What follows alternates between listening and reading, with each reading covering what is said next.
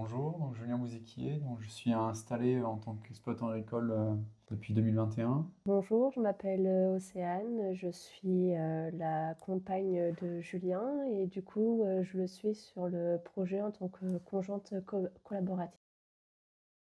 On est arrivé dans la région suite à ce qu'on appelle en agricole un stage parrainage, où il y avait un projet de reprise d'exploitation donc en transformation fromagère et vente directe. Et donc cet exploitant a choisi de ne pas nous vendre sa clientèle et donc on s'est dit bah, ok, qu'est-ce qu'on fait? À ce moment-là, avec Océane, on faisait des permanences de magasins producteurs sur la ville de Limoges. Et c'est vrai qu'il y a une question qui revenait assez régulièrement, c'était, ben en fait, vous avez tout, mais il n'y a pas de lapin. Et donc, c'est vrai que c'est une idée qui me travaillait. Moi, j'avais toujours connu mon grand-père qui en avait quelques-uns. Après, j'avais, bon, voilà, déjà certaines valeurs où je voulais vraiment me mettre à mon compte, faire des produits de qualité, être en bio, vraiment avec un projet vertueux et puis avec une démarche de développement durable et de respect de l'environnement. Et à ce moment-là, je me suis dit, ok, le lapin, ça a l'air intéressant, mais dehors, est-ce qu'on peut en faire? Est-ce qu'on entend parler de bio pour toutes les productions? Pas pour le lapin, pourquoi? Et donc à ce moment-là, je me suis mis à me renseigner. La première chose que j'ai trouvée, c'est un article de presse au Québec, l'exemple d'une exploitante qui les mettait en clapier mobile, auto-construit, à la belle saison, et l'hiver, qui les rentrait en bâtiment. Moi, je me suis dit, bon, c'est à moitié bien. Et donc à ce moment-là, j'ai trouvé tant bien que mal une association qui s'appelle l'Association des éleveurs de la ferme de France, que j'ai rejoint. Et à ce moment-là, je me suis aperçu que j'arrivais dans une filière où il y avait très peu d'éleveurs et où, en fait, pour vous dire, avec 3 mères, où je suis passé coprésident de l'association, alors que j'avais que 3 lapines chez moi et que je testais voir si ça m'allait, enfin si ça me convenait, si il y avait un marché voilà, sur les environs, parce que je voulais vraiment avoir une démarche de vendre en direct et localement. Donc en fait, je me suis installé, j'avais 2000 mètres carrés pour pouvoir tester le projet, uniquement 2 lapines. Je me suis aperçu rapidement qu'en race à faible effectif, avec une race locale, que ça fonctionnait malgré qu'il n'y ait pas d'autres éleveurs en professionnel, qu'il y avait une vraie demande sur les magasins de producteurs, mais pas que. Donc je me suis dit, en fait, on peut y aller, on peut franchir le cap. Le fait d'être en magasin de producteur, ça nous a permis de nous rapprocher d'autres exploitants qui avaient aussi eu les mêmes difficultés. Et donc là, on avait rencontré une exploitante qui s'appelle Patricia Mingotto, et elle qui s'était rapprochée de France Active. Moi, je connaissais déjà de nom. Ils suivaient des projets très divers, mais pas forcément en agricole.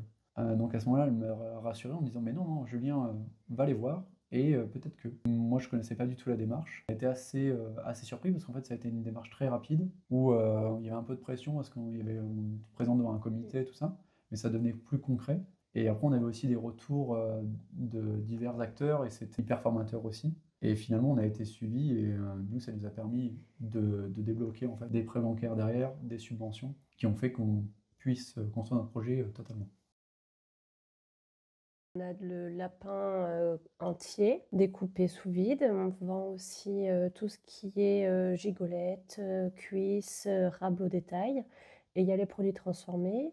Donc il y a la terrine de foie de lapin au cognac, les rillettes de lapin, et il y a une nouveauté, les rillettes de lapin au piment d'Espelette, et il y a aussi les plats préparés, donc cuisses de lapin sauce forestière. On vend du coup en direct et en magasin de producteurs. Et là on va faire quelques marchés sur Limoges. Pour en fait les inviter à rejoindre des magasins de producteurs. En fait, la démarche qu'on a eue au début, c'est de se dire, ok, il n'y a pas de lapin, donc on va faire du lapin entier. Et finalement, on s'est aperçu que la demande, elle n'était pas forcément sur le lapin entier, mais elle était plus maintenant sur de la découpe et sur des produits transformés. Parce qu'on s'est rendu compte que sur le lapin, donc il y avait pas tout le monde qui en consommait, encore moins qui en cuisinait. Et donc on s'est rendu compte qu'avec les produits transformés, on touchait une clientèle beaucoup plus large. On a beaucoup de clients qui sont très contents de retrouver du lapin, du vrai lapin fermier et élevé à l'herbe. Il y a des gens qui nous ont dit, ça fait des années que j'ai pas mangé de lapin et vous me réconciliez avec le lapin.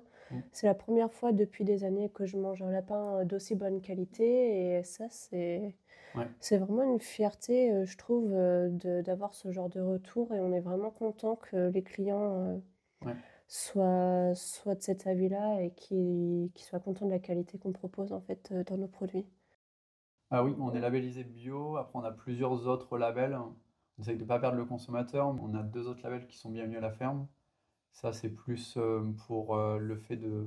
Moi, derrière ça, en fait, j'avais un BAFA et puis plus un peu l'idée qu'il faut qu'on fasse comprendre aux gens et surtout aux jeunes que le lapin, c'est pas forcément qu'un animal de compagnie. Donc, il y a aussi cette idée d'ouvrir l'exploitation sur le plus long terme avec des visites et puis des portes ouvertes, ce genre de choses pour vraiment que le consommateur prenne part vraiment dans le projet, quoi. Ben, c'est plutôt en termes de temps en fait. On a mis vraiment, on a mis 4 ans avant de construire vraiment notre projet. Et c'est vrai que oui, si ça irait plus vite, on préférerait, mais ça c'est un peu par rapport à la frustration en fait. Euh, Parce qu'en fait, on sait que depuis 4 ans, il y a la demande. Il n'y a pas de producteurs en face qui y répondent, et ça c'est au niveau national.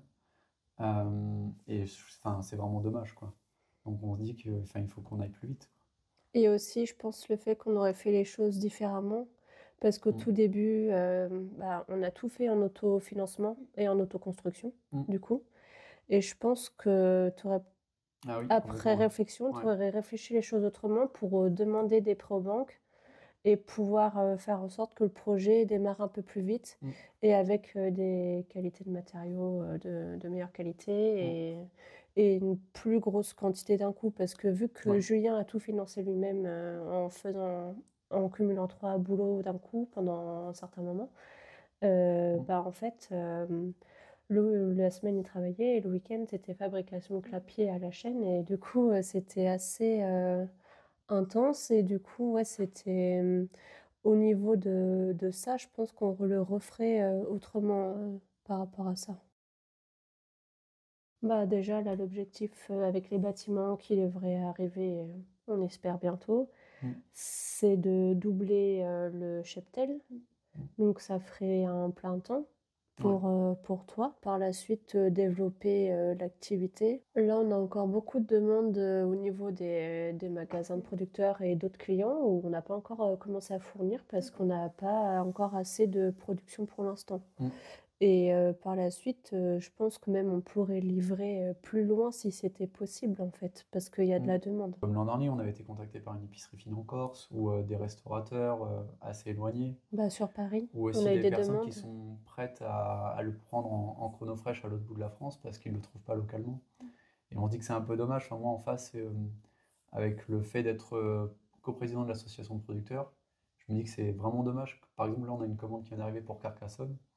Et je me dis qu'il faudrait qu'il y ait un producteur à cet endroit-là, quoi.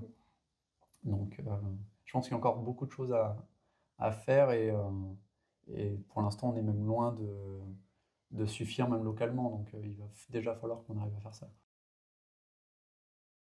Franchement, essayer, hein. Parce qu'en vrai, c'est trop bête, de se dire, que si on n'essaye pas, on est sûr d'échouer, alors que si on essaye, on a une chance, de réussir dans un sens. Il faut se donner les moyens, il faut croire en son projet et puis il faut se donner à fond dedans. Parce que nous, c'est ce qu'on a fait. On a passé 3 ans à ramer quand même, Mhm. où ça a été galère. Et là, ça commence à bien tourner, où les bases, elles sont déjà bien posées et où ça commence à vraiment être bien, là, niveau rythme de croisière, etc.